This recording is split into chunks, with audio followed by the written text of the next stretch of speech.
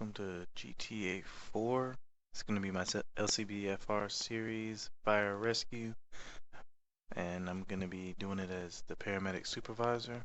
Our area today is going to be in Algonquin. We're going to be one of the medic units running around taking calls. The reason I'm doing this series mainly is because you don't see too much of fire rescue or paramedics in LCPDFR videos, so I'm going to go ahead and see if I can cover that aspect and go ahead and let y'all know what we do on a daily basis. So, we're going to go ahead and get on duty and start taking some calls. Alright? Sorry about that little pause. Alright, mainly in my videos, what you're going to see is a mix of me playing paramedic, a fire, and some state patrol. I'm going to try to do a good mix of all three, so I can give y'all what it's like, and I would love comments, opinions. Let me know what I can do to do better or improve my videos. Alright, we're gonna go ahead and get in service. I'm gonna go ahead and make sure everything's good in the ambulance. Looks like we got all the vials. Stretcher looks good. Alright. And close the back doors. Hop in. We're gonna go ahead and say no to all transport calls, and also any calls that are in the water. I'm gonna leave that for marine rescue later on in the series that I'll be doing. So for this one, I'm just gonna be doing in the city calls, or in Algonquin calls. Alright, we just got a call. Let's go ahead and turn on the engine. On Galveston Avenue, not far away. We're gonna go ahead and respond to that. And mostly, not all calls I'm gonna respond to code 3, like you see in a lot of videos. Because in real life, I am also a first responder / EMT / firefighter, so I'm gonna go ahead and try to roleplay it as much as possible and let y'all know what we actually do in real life too. And I think I took the wrong road. Okay, no, never mind. We gotta go back around.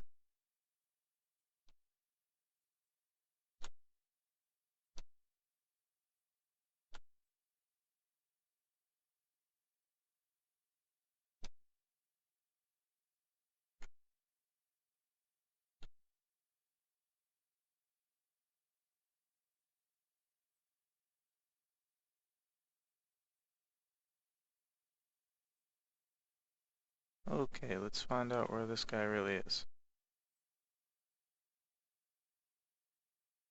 As we were just up here. Go ahead and cut the siren off. I think that's him right there. We're gonna head out and head that way. Gonna go ahead and put medic 1 on scene.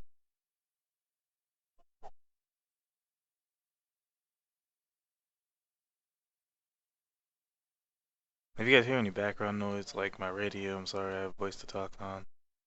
Or push to talk, and mostly I'm gonna be using,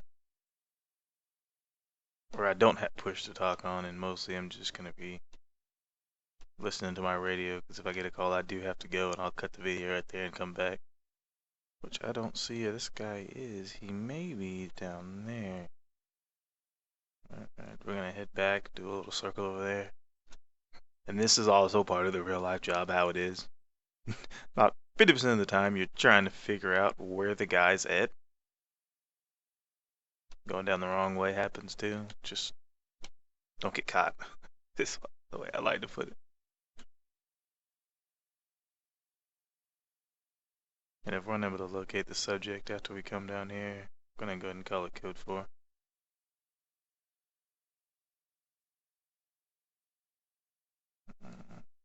Let the cars pass so I can do a turnaround. I'm still unable to locate the subject. This time I'm gonna call this call code 4 and go back in service.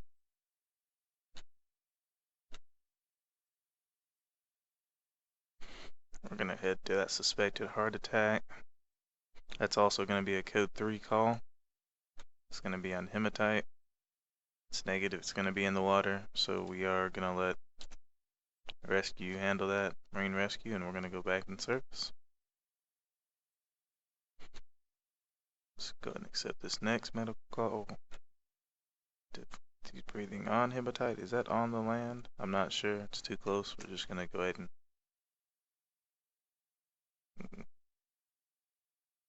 make a left after this guy runs that light.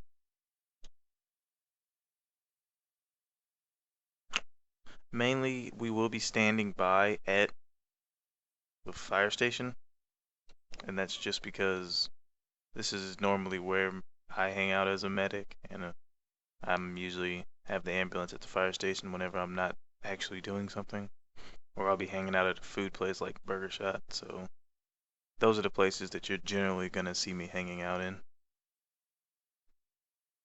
Actually, let's head. We still haven't had anything to eat. Let's go ahead and head to Burger Shot.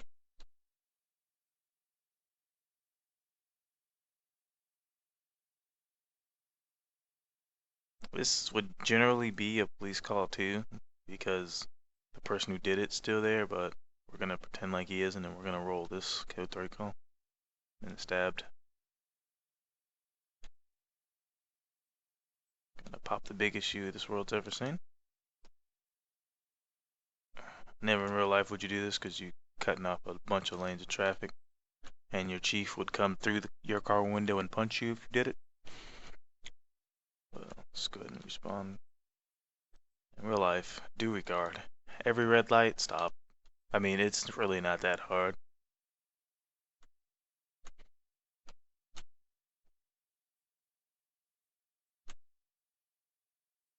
I'm gonna try not to exceed 70 miles per hour in the ambulance, but I'm not gonna check my speed at all times and make sure I'm not exceeding 70.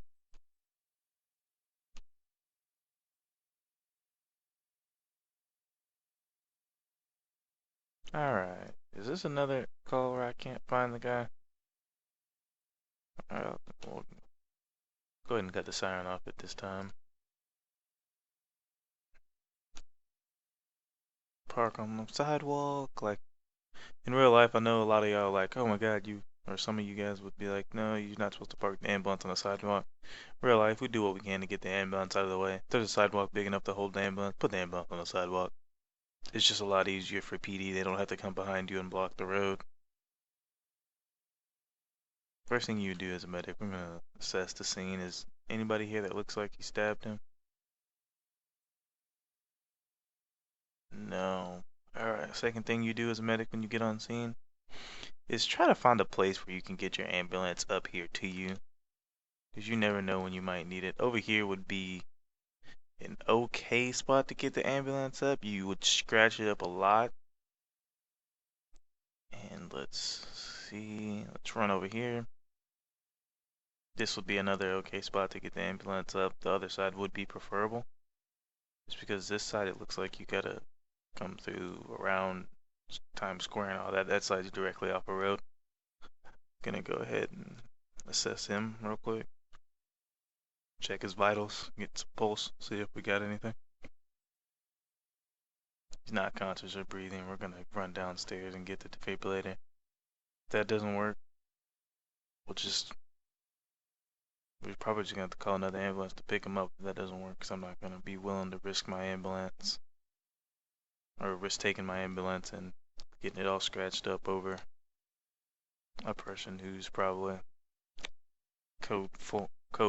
not code 4, but 1144.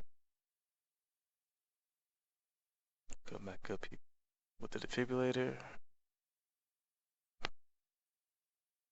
Alright, actually try to save him this time.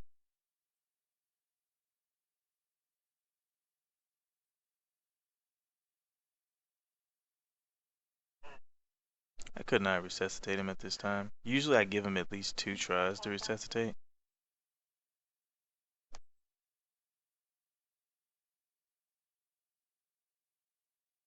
If he doesn't this time, I'm going to call for an ambulance to get him. Alright, this time, his time of death is going to be 14:35:24, and it's going to be 11:44 at this time. I'm going to go ahead and call for an ambulance up here.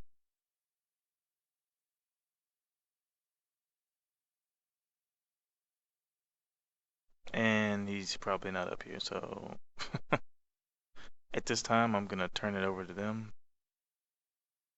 I'm probably gonna see them downstairs. Yep, you're there. This time I'm turning it over to them. I'd let them know what I got.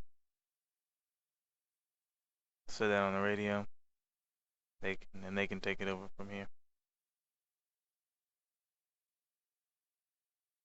And that's generally the parking you don't want to accomplish, because look what's happening right here. People are backing up in the street. Place my defibrillator back in the ambulance. Closing the back doors.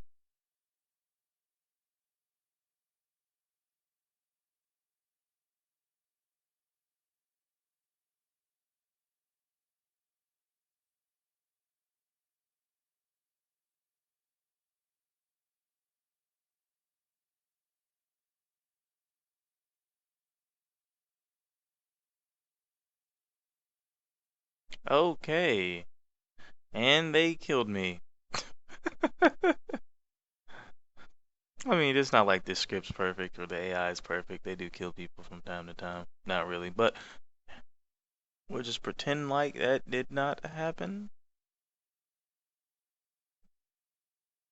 We'll remove all of our weapons so we don't look like we're gonna shoot somebody as a medic. We will spawn our ambulance back. We'll go back as paramedic supervisor or the supervisor on duty. We are not in the right island. Head back to Kunzite. Not driving, we're teleporting. Making it easier.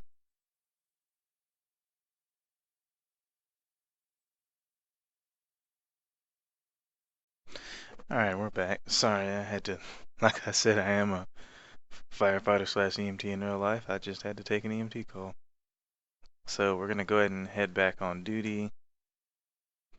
And we'll see what else we can get into for before the day is over.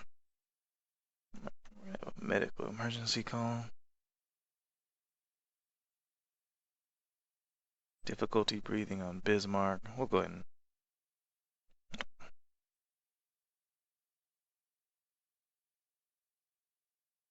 it's not really a code 3 call. It's more of a code 2 call with caution depending on the status of the patient. So we'll just run lights. And the way I'm gonna run it down here is lights. Just lights, no siren is code 2. Lights and sirens code 3. Code 1's no lights or siren. I don't know why he just ran that light so bad. And code 2 is at every intersection, you use your siren if it's red and clear it, make sure it's good. Alright, we do have a person down in the middle of the road. So I'm gonna go ahead and park my ambulance as to defend the person and me while working. So sort of at an angle. Let's go ahead and look around, make sure there's no threat to us. Alright. Then we're gonna go ahead and start working on them.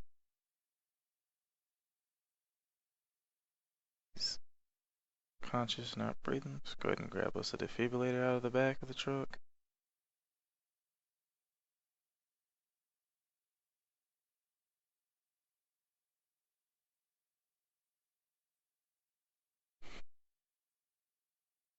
See if we can save him. Come on, live, live.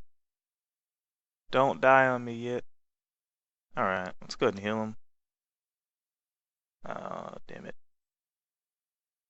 No, no. He's critical again. I'm gonna load him into the ambulance.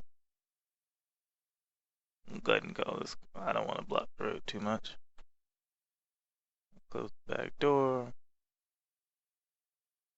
Hop in. Go ahead and call that call. Code 4. Go back in service. Hey, if you guys see my ALPR on the left turn on,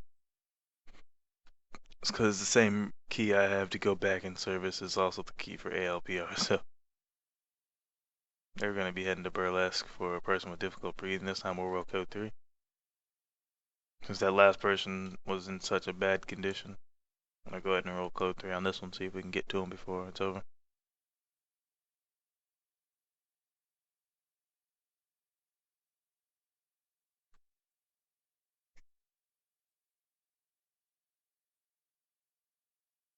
I know a lot of people would have hit it right there and went down the wrong way, but I'm following street laws and we're gonna get there the quickest way we can.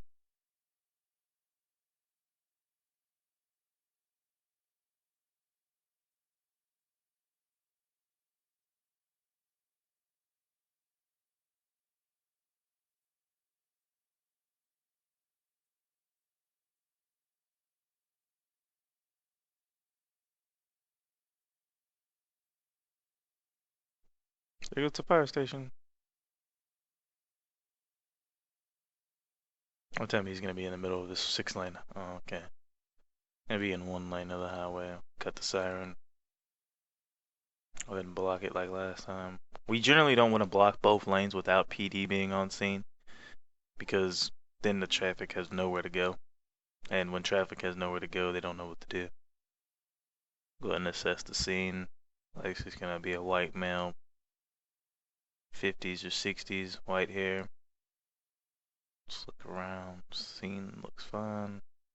Go ahead and see what the problem is with him. Check his vitals. And this one's not conscious or breathing either. It's gonna run and grab the defibrillator.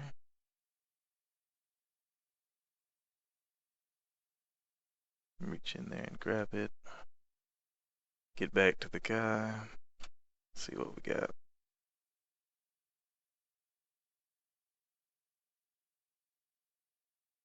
Live, live. Alright, like we usually do. Gonna go ahead and try it again. Come on, come on, come on. Don't be like this. Live, live.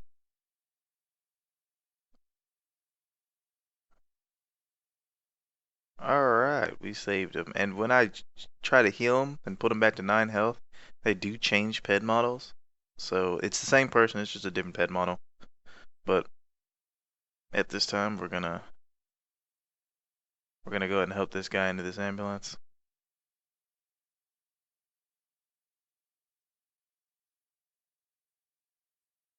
Alright. At 9 health, this is gonna be a. We're gonna go ahead and roll hot to the hospital. Since he's at such low health, don't want to risk him dying in the back of the ambulance.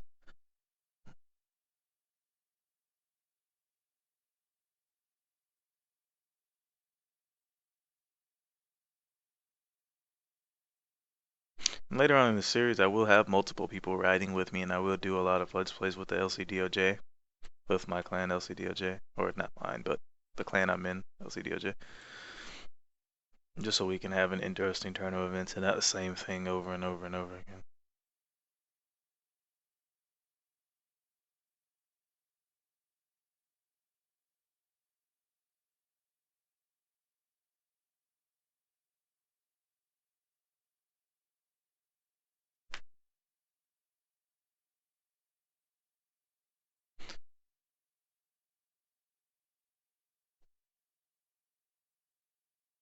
Alright.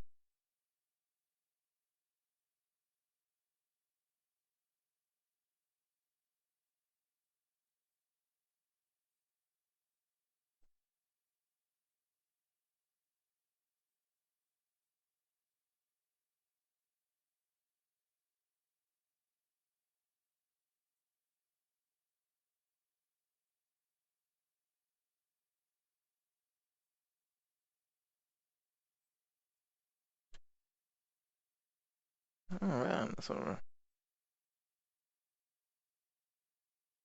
We're almost there. It's one of the things you do have to take into consideration when driving to a person to a hospital is how far are you away from the hospital? If they're doing okay, you think they're gonna do okay and they're fine, but the hospital's like 10 minutes away, you still want to try to increase their chances as much as you can. I'm gonna be on scene at the hospital, cut the siren. Go ahead and drop them off at the ER.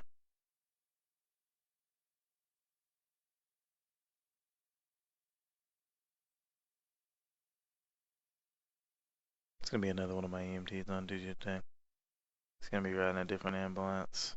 Like what is he assigned to? Wow, this ambulance is so dark I can't see what he's assigned to. It's another one, and there's another one. What are you rolling? Okay. Can we please see it? He's gonna be rolling active supervisor 2. He's gonna be rolling. This is medic 1. Or paramedic 1. We do have a different type of ambulance that'll show off in another video, but I think this is gonna be the video for now. I'm gonna go ahead and cut it here, and I'll be back. Alright, have a good one, guys.